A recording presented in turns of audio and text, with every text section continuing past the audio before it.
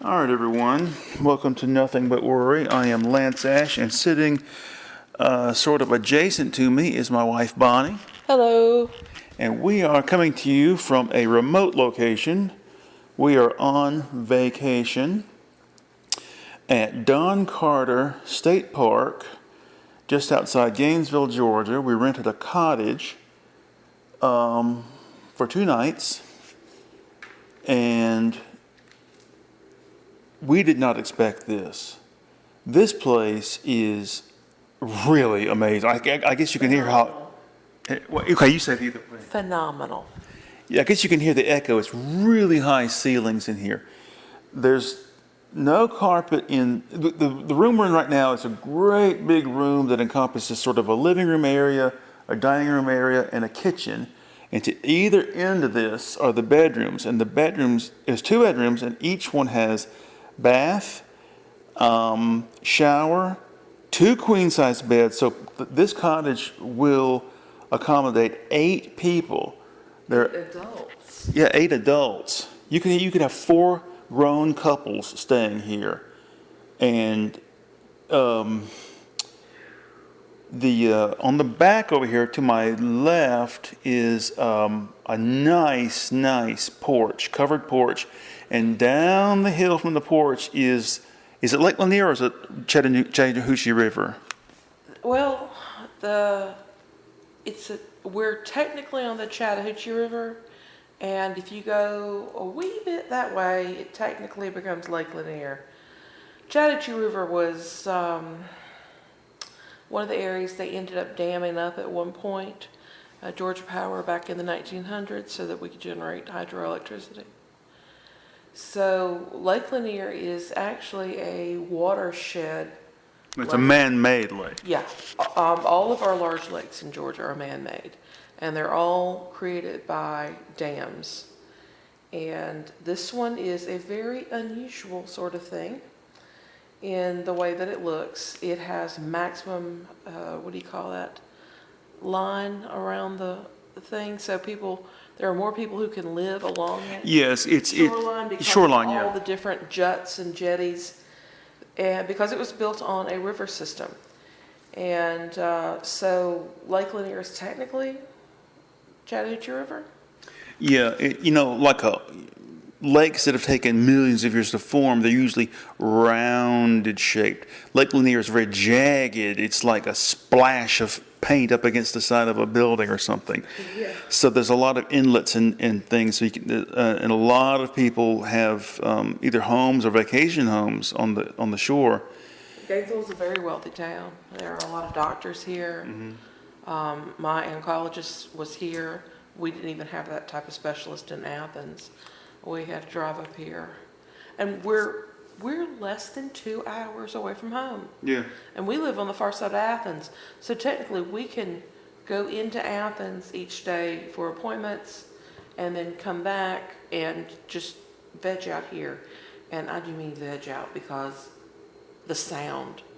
You ought to go capture the sound outside on the porch. Okay, I'll do that. We'll continue talking. Okay, I want to point out before I leave this room. I was on this sort of sofa thing. Bonnie's sitting to my left on a little chair with her feet up on a coffee table. And to her left is a wood-burning stove with a huge stovepipe chimney that goes up to the ceiling and out.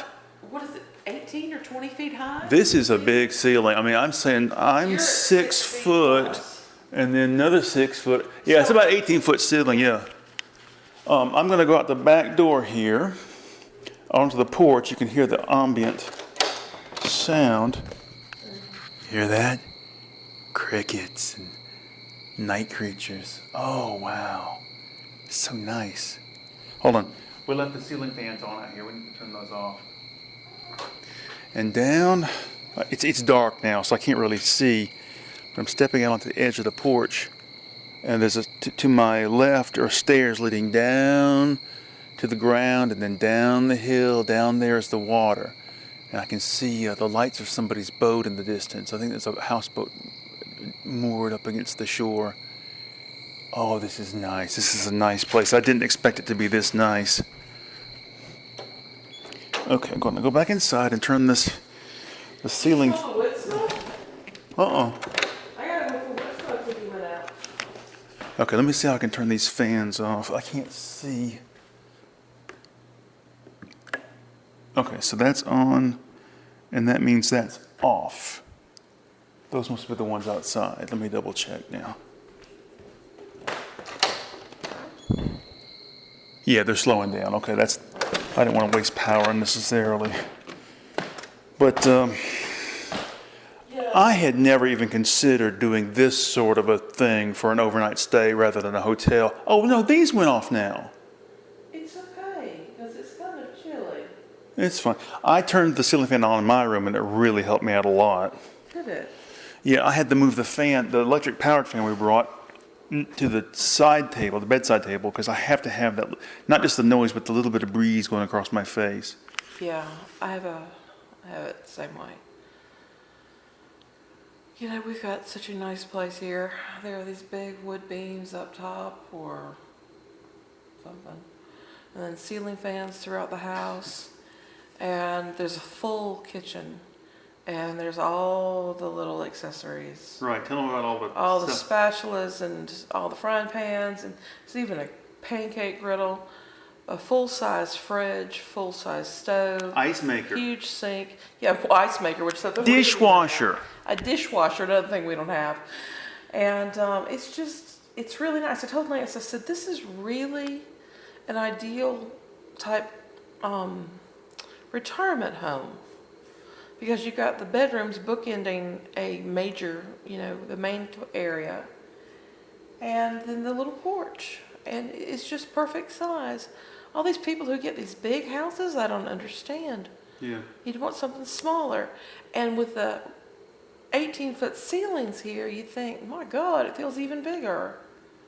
Really, if this was a retirement home, I'd take the wood-burning stove out and I'd make that into like a little loft up there so I could paint up there and store the paintings somewhere else. Oh, that's cool. That's a cool idea. Yeah. Well, I was thinking about having an off-site studio for you, dear. Yeah. That way you can make your music, too. Are you going to be playing metal on your electric guitar when you're 75? Hell yeah. Okay. But when we got here, when we first walked in, I started to feel kind of guilty because I was like, this is way nicer than I expected. And I feel like I'm taking advantage of somebody somehow.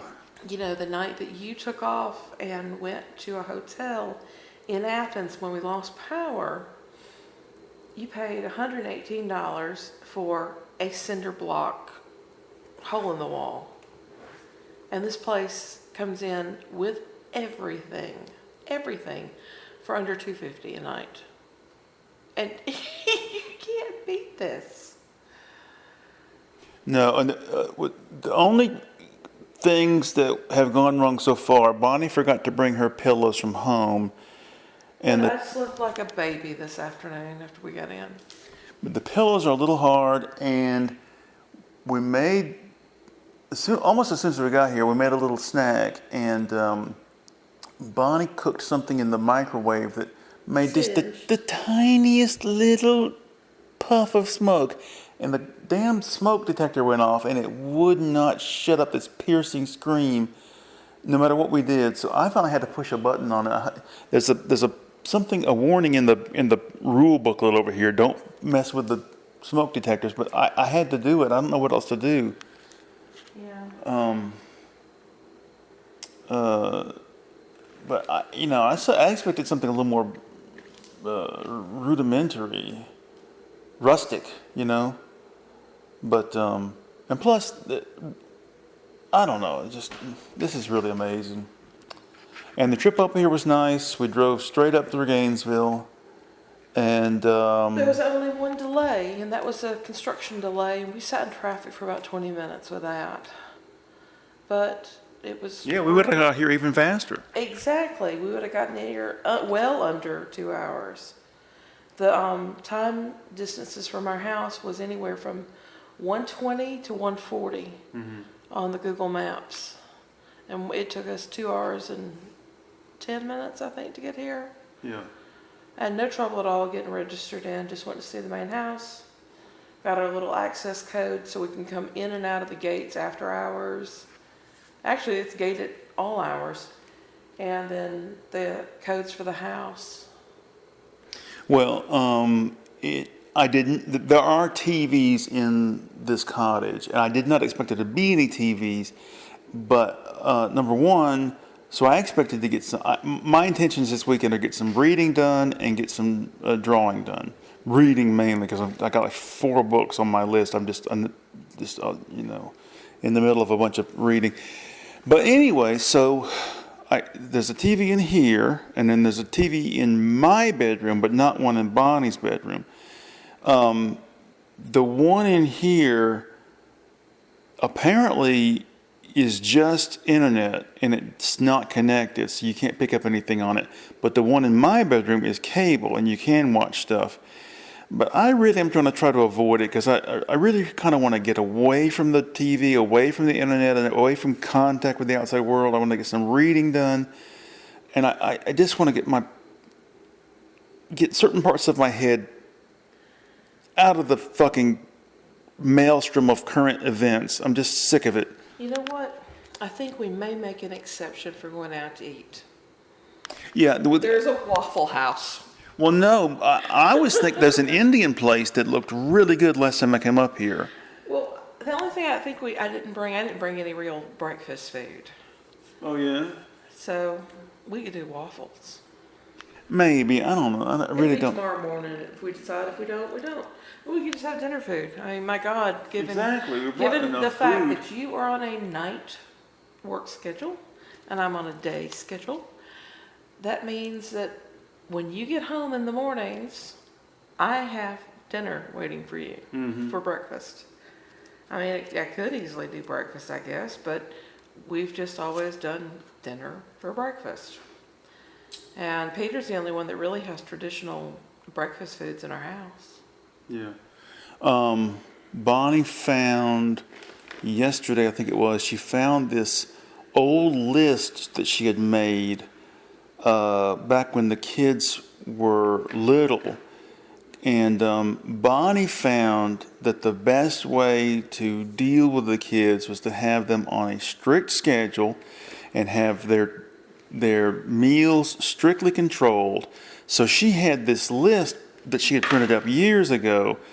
Reed's meals, Peter's meals. They consist of this. This is how much each individual item should cost on average. She had it all budgeted out, everything. It was really amazing. Yeah, when Peter was 7, he started going to a therapist. What is that type of therapy? Behavior therapy? Behavioral therapy. And it was fantastic. They thought at first he might be hyper. HD, whatever it is, ADHD. And they tested him. They just found out he was too damn smart for his own good. And seriously, he was. He was an absolute genius. No surprise, given that we tested it out too. So, and you also had behavioral therapy, behavioral problems at that point, but they didn't have behavioral therapy at your juncture.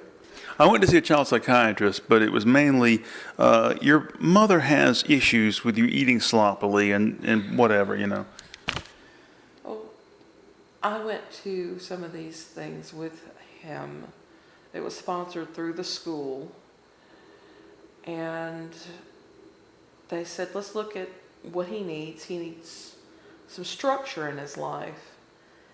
Right. And one of the things we determined was that the structure had to be at every level. Right. So it was every morning he ate the exact same thing. Every lunch he had the exact same thing. And he knew that every day of the week he had the exact same meal in the same category sort of thing. And of course there were wild card days, on the weekends where he would get the exact same breakfast. But they determined that he probably needed to have the right amount of sugar release and all that kind of stuff at the right time. Mm-hmm. And there was a certain pattern of rewards if you finish your such and such, then you get this, and so everything in his life got structured.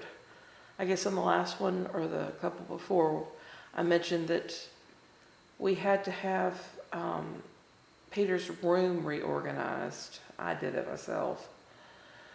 And Peter he would get very frustrated, and he would break things because he couldn't find what he needed. So I ended up putting in boxes that had a box for every single thing, for each action figure, for each Lego figure, and I had the pictures on the outside so he knew exactly where it was.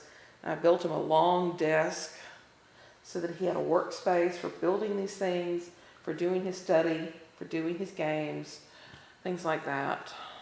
Yeah, but you also structured his day. You go to Yes. bed at this time, you get up at this time. This is what we do. Yeah. And There were no late snacks, there were no middle of the day snacks, except for when you get off the bus. You right. come in, you go to the bathroom, put your things down, you take your snack, and then you have reading time with your pop. Because Lance read to them growing up. That's right. I read dozens and dozens and dozens of books to them. Faulkner. And they got, Hemingway. and the books got progressively harder as they got older. Yes. I read them The Sun Also Rises, As I Lay Dying, and The Great Gatsby. All three of us really enjoyed reading The Great Gatsby together. It was really fun. The house is laid out in such a way, we have an L-shaped living space. So there was the living room where they sat, then the dining room, and then off of that was the kitchen. So while I was doing things in those other rooms, I could listen to him read. The best time I had listening to you read was when you did all the voices from the Harry Potter movies. Yeah. Because we had taken the kids to see those. So when you finally sat down and started reading them, you did the voices. And the funny thing is, when the character of Slughorn was introduced, he hadn't been portrayed in the films yet, so I didn't have anything to go by. So I had to come up with my own voice for him. It came out pretty close. Yeah, and okay, I have some. Anyway, a few updates. I've been on my job. I've been back in Athens about 7 months. I want to say it's 8. I think it's 7 months.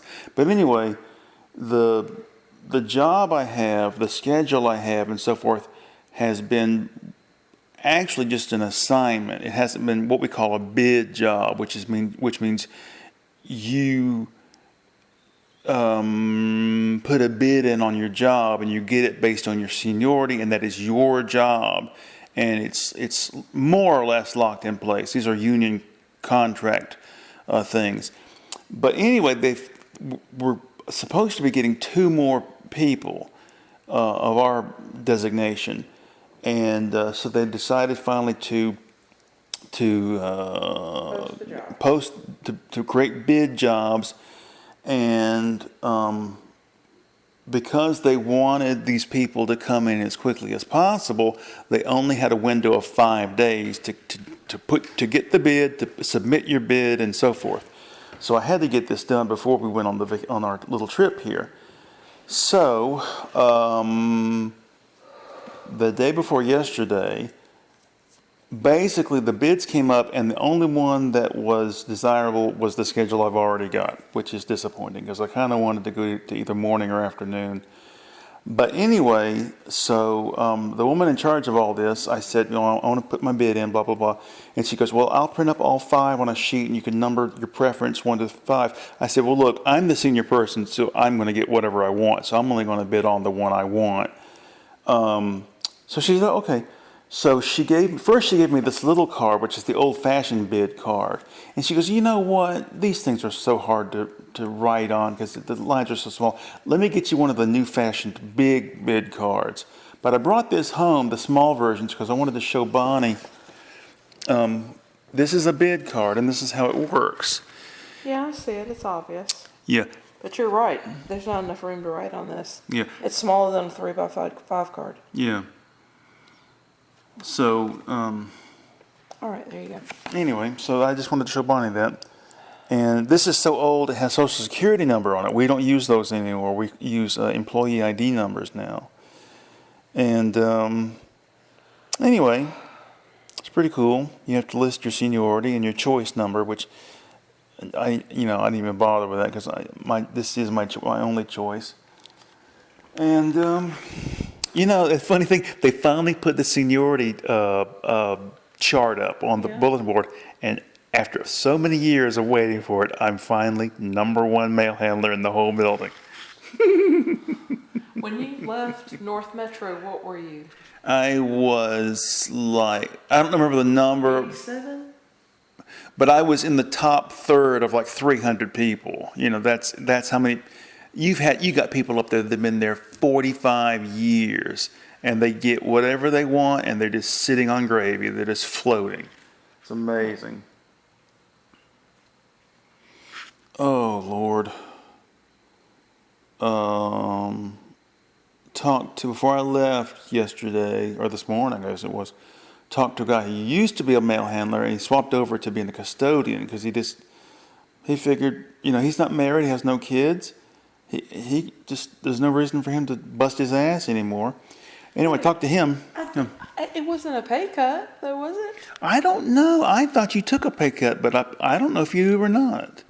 But anyway, he told me he's retiring in 8 months, and he's only 2 years older than I am. He said he's still got $20,000 left to go to pay for his house, but he's going to take it out of his thrift saving plan. So, I mean, I'm How like, many years has he been there? well, he's only been there 2 years longer than I have, but he's just going to do it. What hours does he work? He works morning shift, just doing custodian stuff, cleaning up. Is your back starting to hurt from sitting in that chair?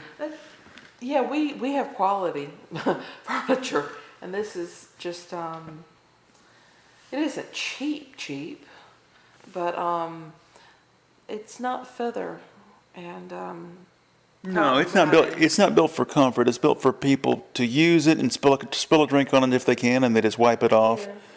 Yeah.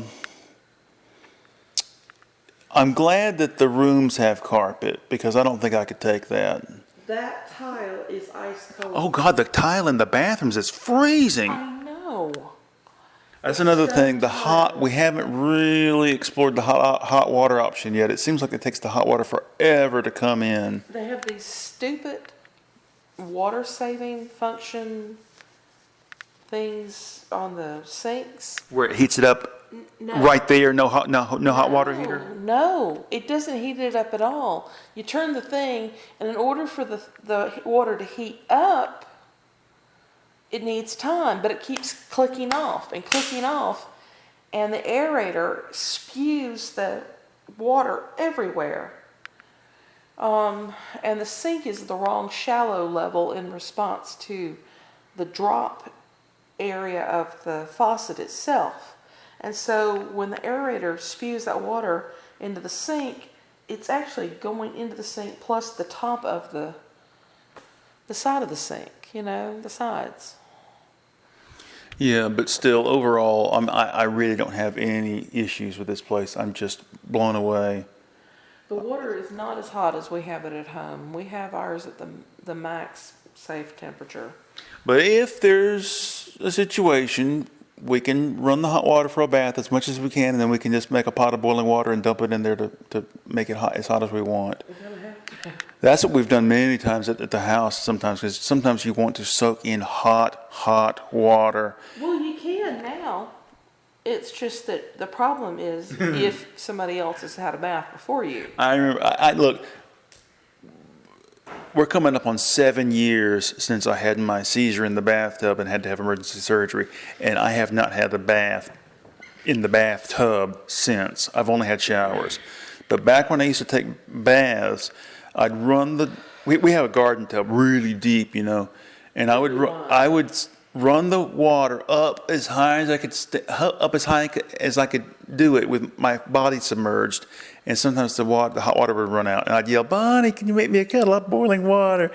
And she'd come in there with a pot of boiling water, and she said, "Okay, scoot back," so the water comes in, and the boiling water would hit the water and slowly move. The heat would slowly move to the rest of the water. I'm like, "Oh yes, oh I can feel it. This feels good." Yeah, that tub is great. You kick up your feet at the end of the tub and you slide in with your head and you are completely submerged except for where your ankles are up on the side and your chin's up above the water, which is one reason you almost drowned when you had your seizure in the damn tub. Unbelievable. I'm looking at the TV in here. I'm facing it, and it is the ONN brand, which is funny because it's the same brand as the cheap little crappy portable CD player I brought with me. Because we did not expect there to be TVs in here. I knew there were TVs. I did not expect to watch them. I have no desire to watch anything. I want to listen to some music and do some drawing and get some reading done. Now that brings up a topic I wanted to bring up. What? About a week or two ago, these things happened to me. I suddenly decided to go on an Edward Gorey tear because we got a couple of his books, and so I checked out. He has four collections of his work. Because he produced a bunch of little books, and I got the third one The from Dawn with the Luminous Nose? He wrote that one? No, that's Edward Lear wrote that. Okay. Some things he wrote himself, and some things he illustrated other people's writing. Oh, and he illustrated that one? Yeah. Okay. All right. But anyway, the books are called Amphigory, Amphigory 2, Amphigory Again, and Amphigory something else. Anyway, I got the third one, which is Amphigory Again. Got it to the library, and I started thumbing through it, and I realized I respect his draftsmanship, and I respect the work that goes into it, but the problem is it's really limited. He's really limited in what he does. All of his people look the same. The faces are very, very simple. The main attraction that he has as an artist is all that dense hatching and cross hatching, and really the most appealing thing about his work is the stuff he wrote. I mean, the words that he wrote to accompany the drawings, because those have a bizarre sort of absurdist, even macabre or dark humor sensibility to them. But the drawings get old very quickly. The illustrations get old very quickly. What do you think about that? I think you're right. She has no fucking opinion. Oh, Lord. So I'd never heard of this Don Carter State Park before, and I was like, well, who the hell is Don Carter? Well, there's an informative book here on the coffee table. It tells you all about the park. Well, a lot about it. Don Carter was a real estate executive who served either as the head or just on the board of natural resources or something for Georgia for years and years and years. And he, what's the word I'm looking for, agitated or promoted the idea of a state park on the banks of Lake Lanier for years and years and years and years, and finally came true, so they decided to name the park after him. I was a little disappointed to find out that he wasn't some sort of, hardcore naturalist or, Yeah, we are the home of Eugene Odom, the father of modern ecology. How is it we don't have the Eugene Odom State Park at this point? That's not a bad idea. That's something that you ought to lobby for. Was Lanier named after the painter? The poet. The poet. Sidney Lanier, yeah. Now, who is the painter that was famous that was at UGA? That's Lamar Dodd. Oh, okay. All right. And Lamar Dodd really basically founded and got going the School of Art at UGA. Mm-hmm. And in addition to that, I mean, I'm not a big fan of his work, but No. I do respect it, and I've seen some stuff he did that I think is really, really good. But for the most part, it's just sort of okay, it's all right. You know. Remember we went over to the Danielsville Library and they had one of his paintings? It was the Redcoat Marching Band en masse. It was all filled into the picture. And you know what my first thought was? Damn, it'd be easy to steal this painting. Yeah. I think it was just a print, though, wasn't it? It was painting. Really? Yeah. There may still be, but there used to be this place called the McFall Learning Center on campus, and it was like it was a place Resource for teachers and other education people, right? I thought it was for like, I thought it was like but I thought it was like for children who had special, not Well, like. they did have a care center that was there at the university for children who with special needs and other things. Well, behind this place was a little playground, so they had to have children on site Yeah, at they some did. point. They did. But anyway, I used to deliver mail over there sometimes, and it had a basement, and I would walk in the door and pick up or drop off the mail right there. But to my right, you could see the stairs leading down, and at the bottom of the stairs on the wall was this just fantastic piece of.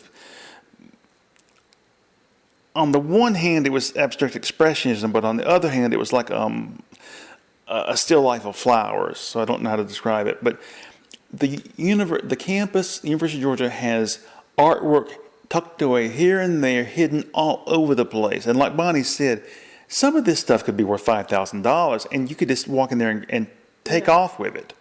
And like a lot of other public buildings that were built during the Depression, we have public art that was done on the buildings. In the law school library, we have famous muralists.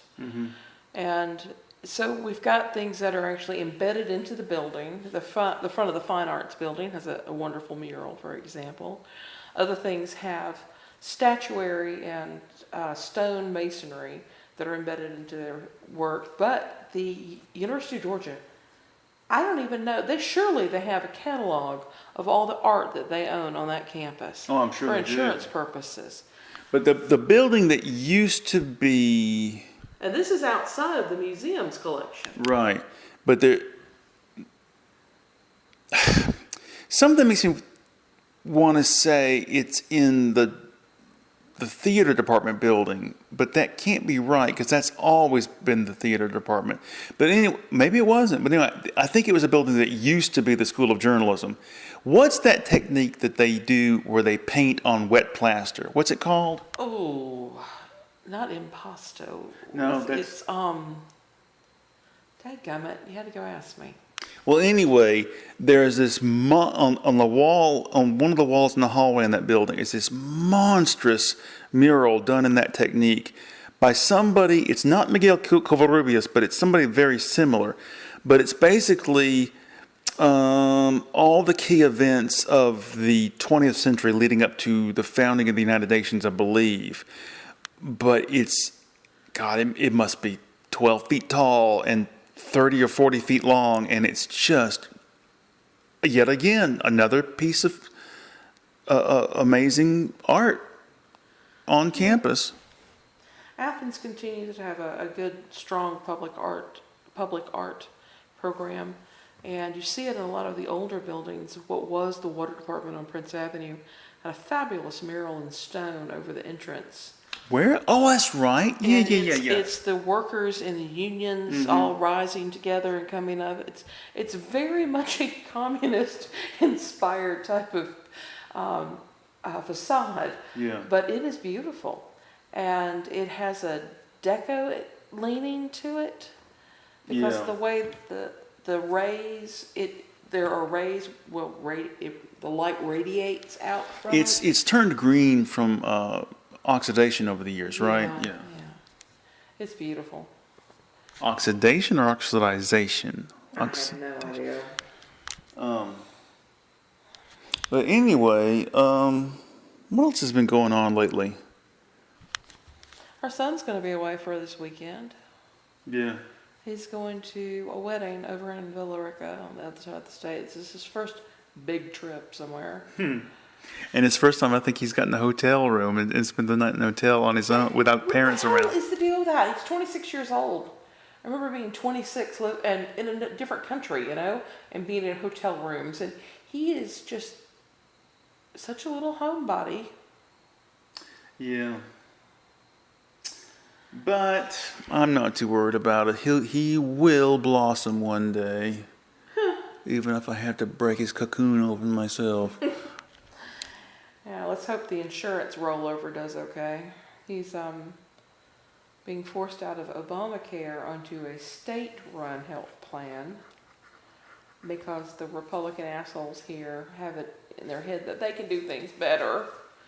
And the studies Let the market handle it. they're bragging already that the market has already paid them money in order to start this insurance marketplace. Well, let's see what happens with the coverage. We don't even know if he's going to be able to have the coverage for his life-saving drugs at this point. So, Well, something will happen. yeah, he could end up in the hospital and his liver could completely go out this time. No, it'll be In which fine. case he'll end up on Medicare and they won't have any choice. They'll have to take him. Everything will work out fine. He is. The election is on Tuesday. And Yeah. I think one of the reasons that we needed to get away was to get the fuck away from all the coverage. Right. It's just been very frustrating to hear that the election is neck and neck. You've got Kamala Harris on one hand, and then you've got this big orange turd, shitbird, on the other. Who just won't seem to flush. But yeah, but it's not just that. It's not just the specificity of that news item and related things. It's the fact that we have become so habituated to plugging ourselves into this mass media thing all the time. I mean, as soon as I get home from work every day, I take a shower, and then Bonnie and I sit down to eat breakfast in front of the highlights of the late night shows. And then you can't help but stray over and to take a look at the headlines on MSNBC, take a look at the headlines on the BBC. Pull up the New York Times. Right, It's so funny. This past week, the big news was the LA Times and the Washington Post refused to endorse anyone for president.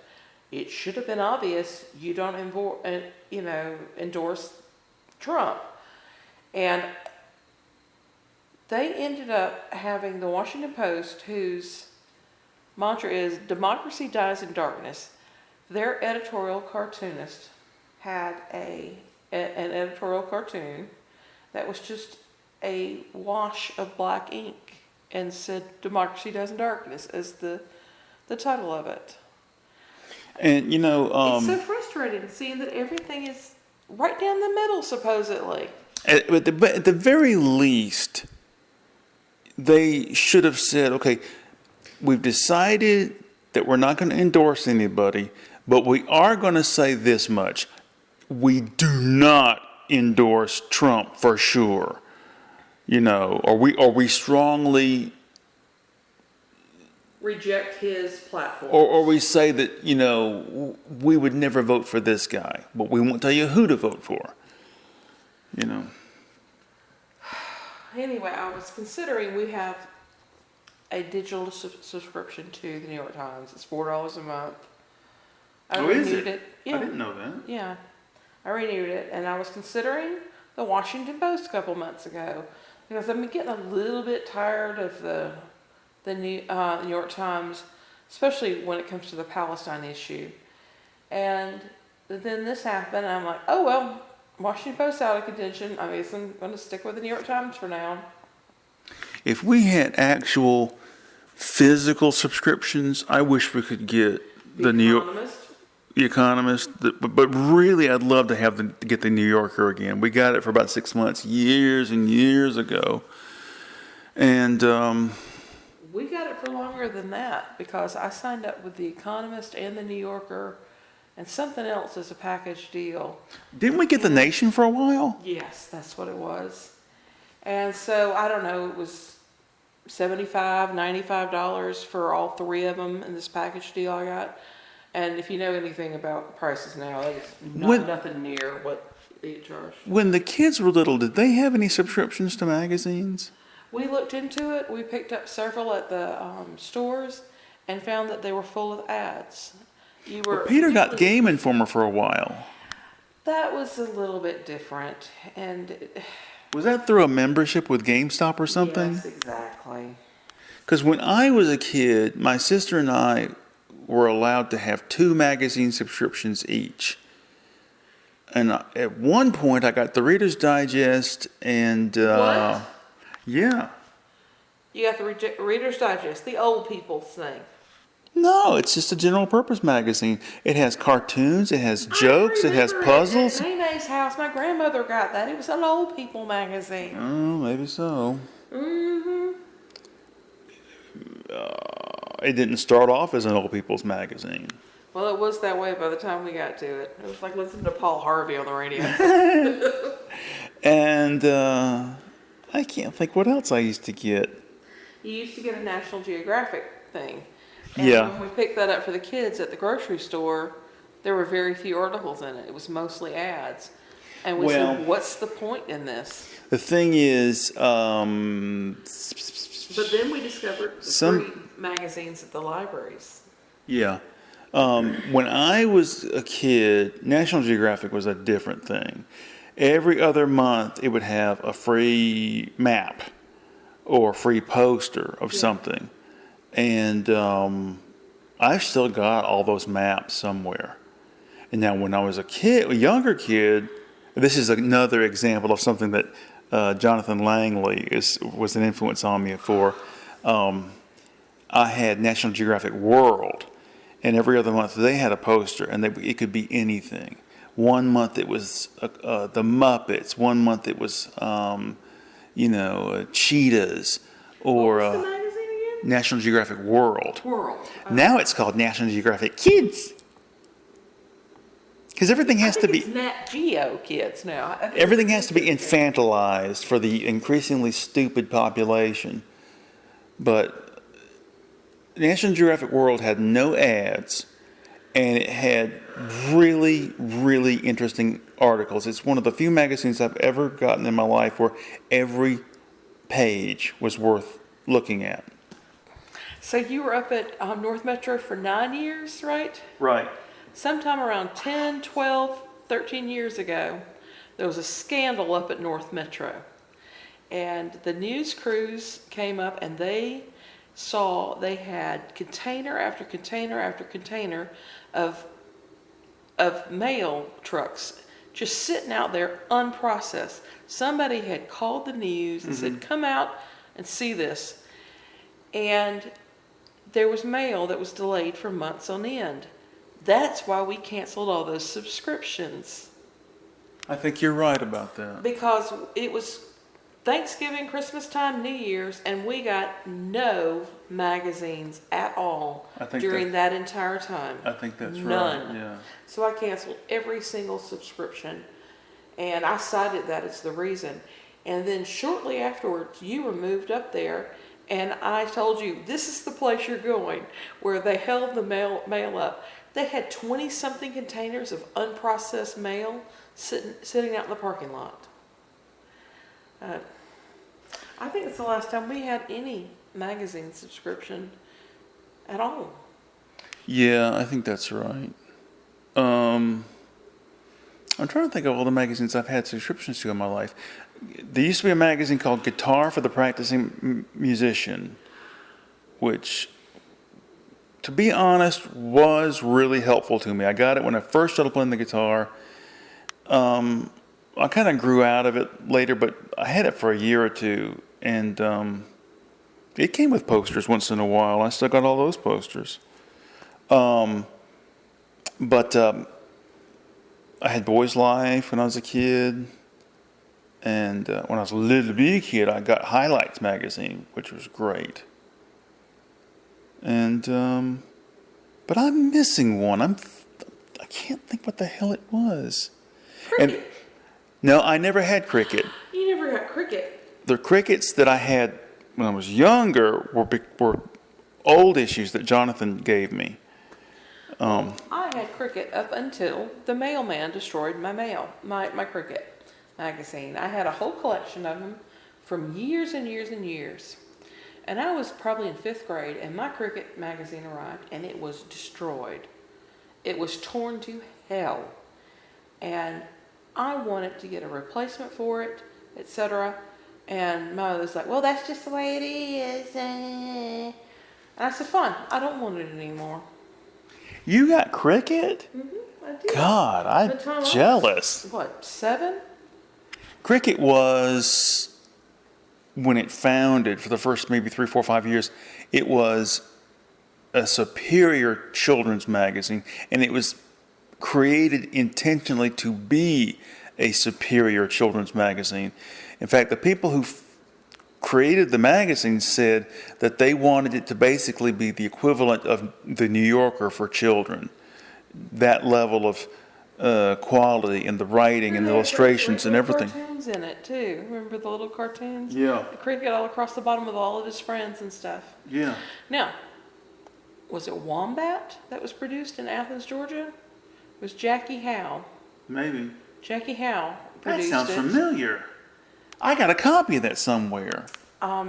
Jackie Howe and I met when I was at university. She and I were both members of the National Organization for Women, and I was one of the founding members of the university chapter. And she was with the Athens chapter, which sponsored us. And when I found out that she was the creator of, I guess it was called Wombat Magazine, I just hugged her. I said, I love that magazine.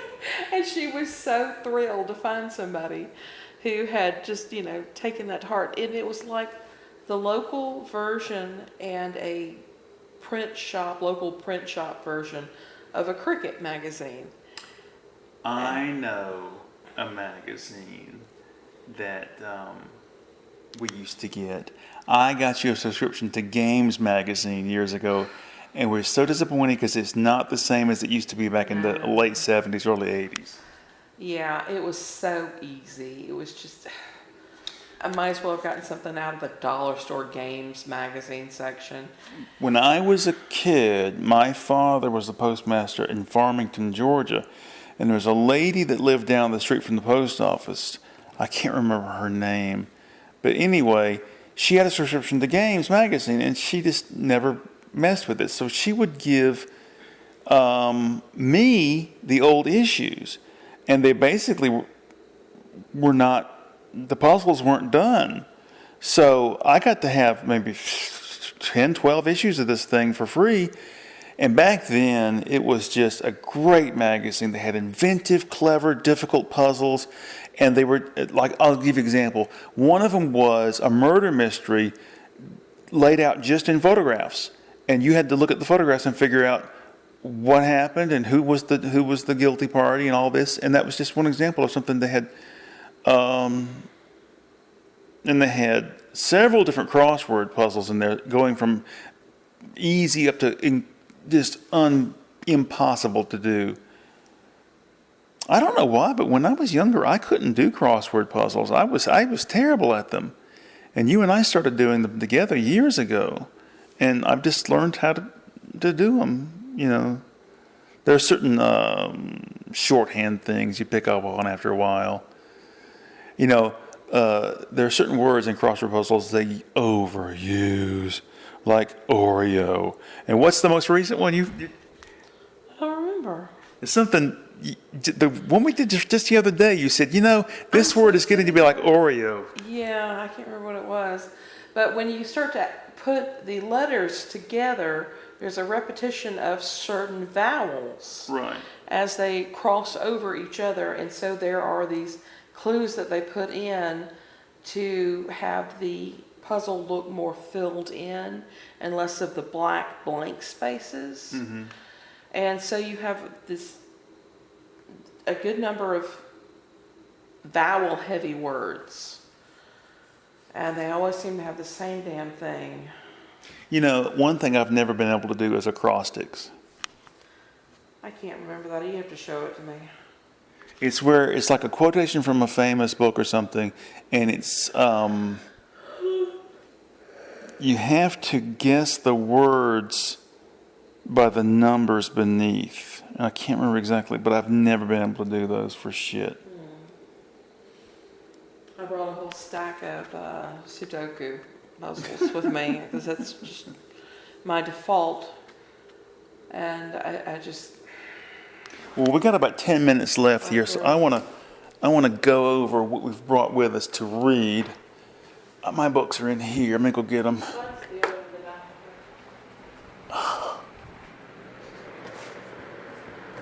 Okay, I'm picking my books up and bringing them back. Okay, I'm going to put these here, and then I'm going to go get Bonnie's and bring hers over. Oh, I'm stepping on something. Okay, here's Bonnie's books.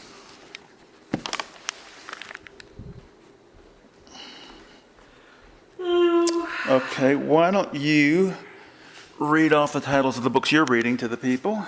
I have the Last Emperor series by John Scalzi.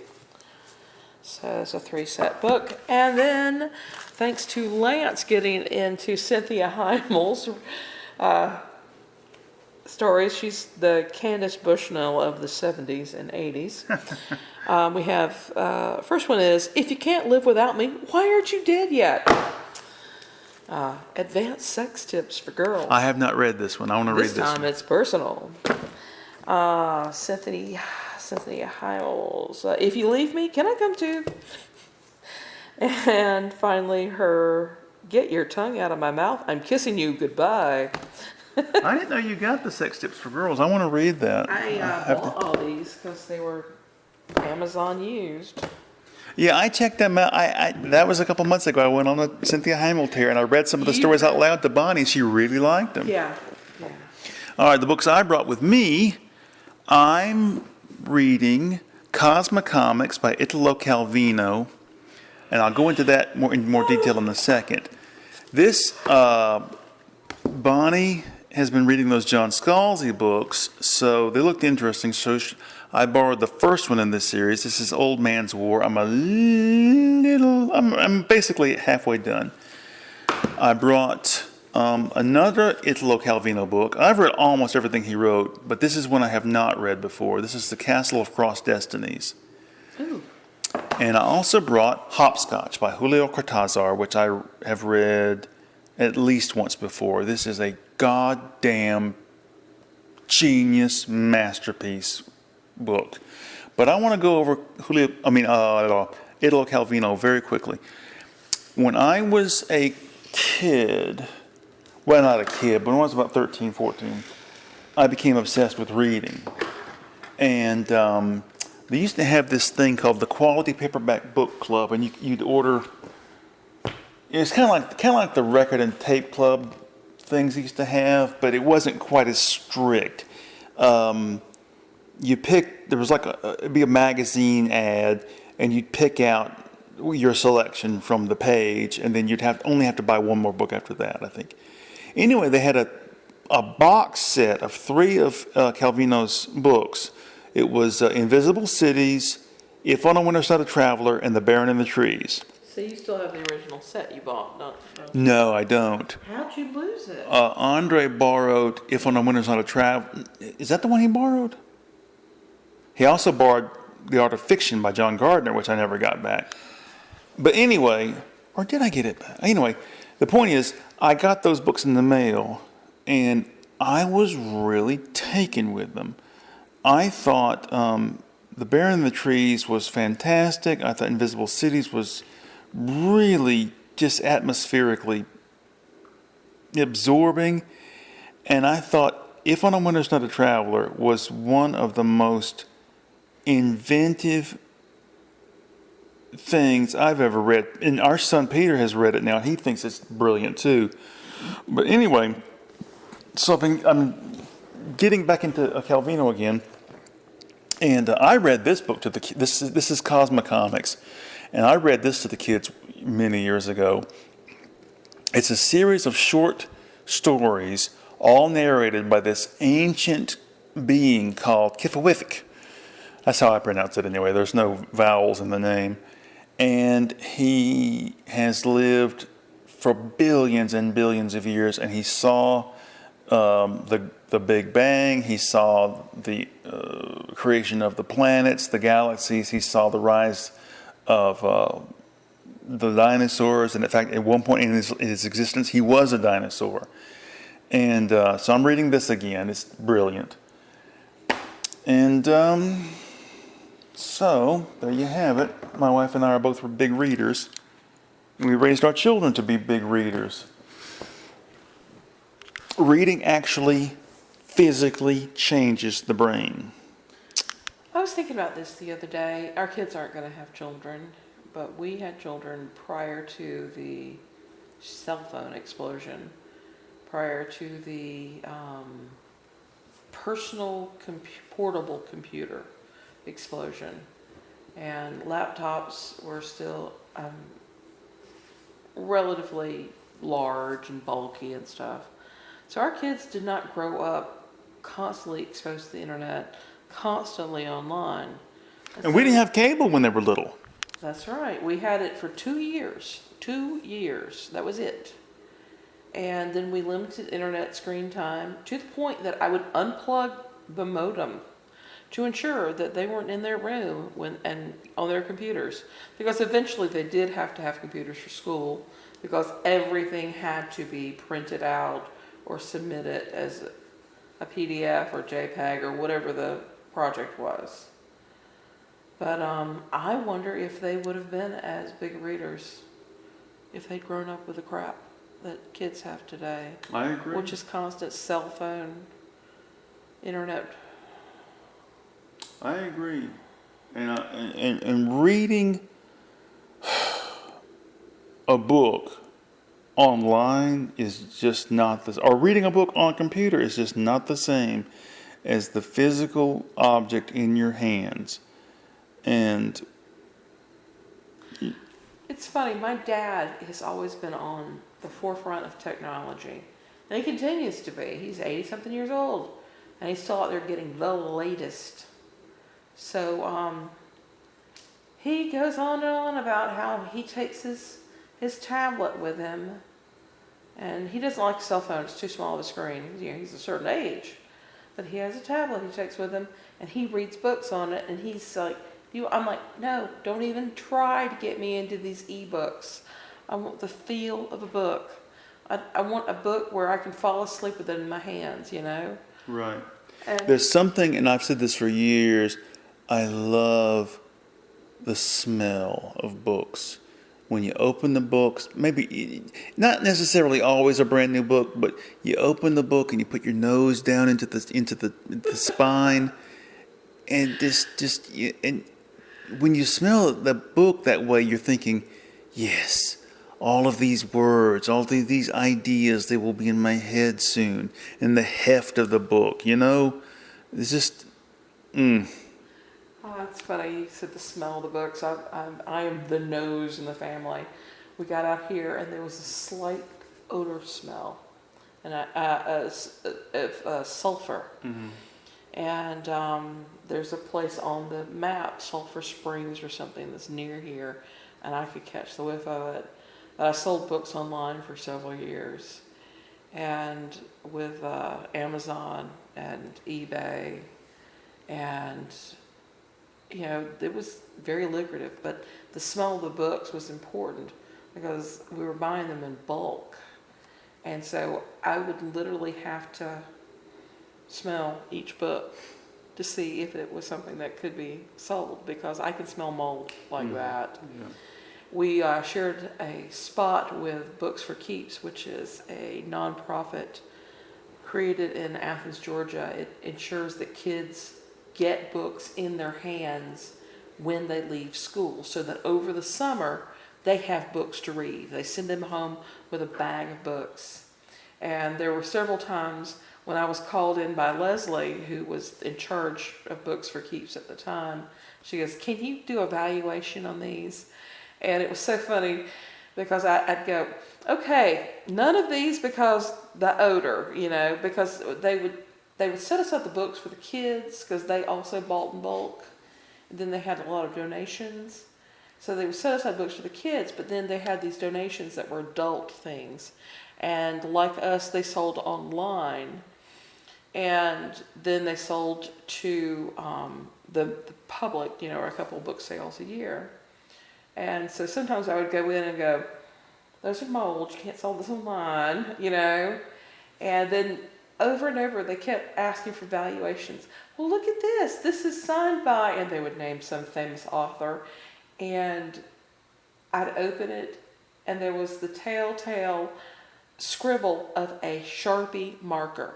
I don't know if you know this, but when authors go out on tour, there's a couple ways that they can sign books. They sign them en masse, and they take a Sharpie marker and they do a quick scribble. You're right. And it is the cheapest way to sign something. It has little or no value.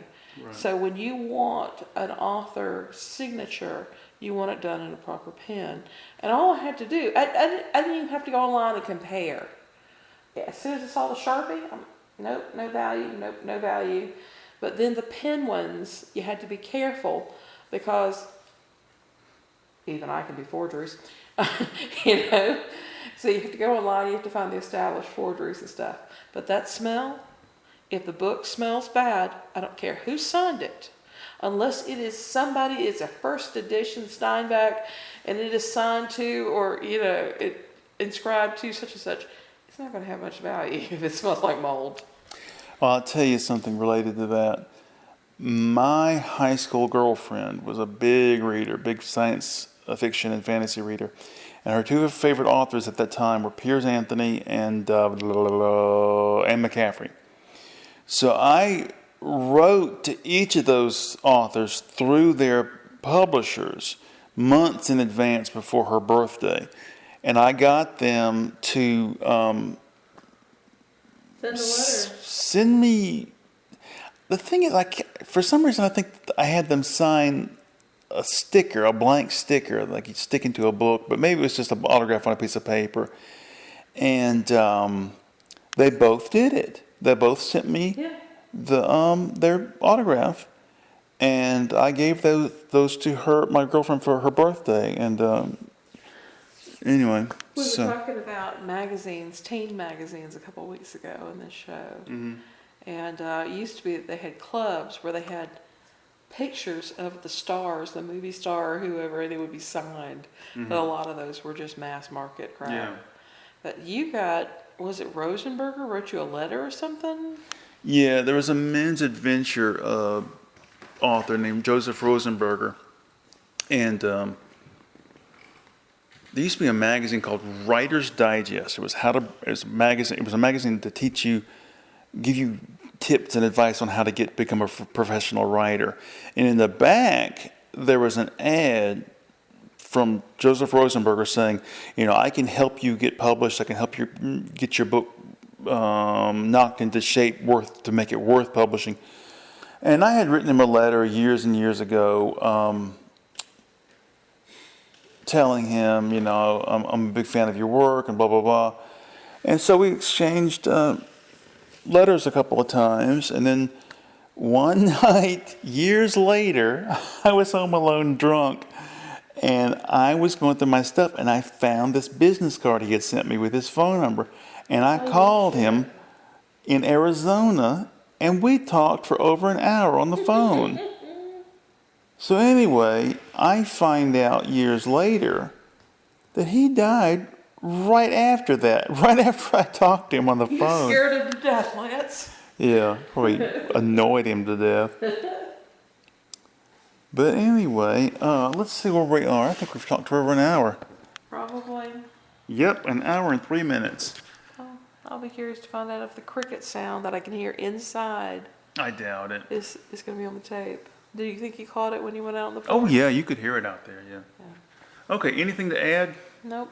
We might do another special show tomorrow just because, we have nothing else to do. All right, so talk to you later. Bye.